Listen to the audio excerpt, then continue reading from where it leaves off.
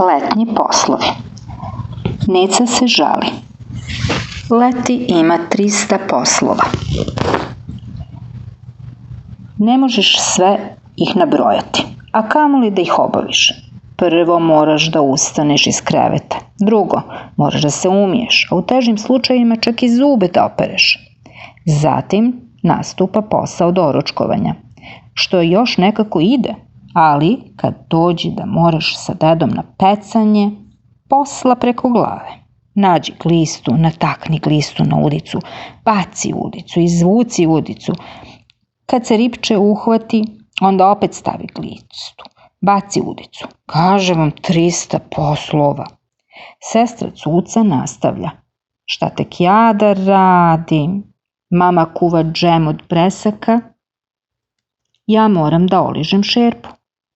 Posle se pravi šlag. Cuco, oliži činiju. Taman to završim, eto ti sladoledžije. Pa sad hajd, Cuco, opet na posao, jedi sladoled. Teški su letnji poslovi, stvarno.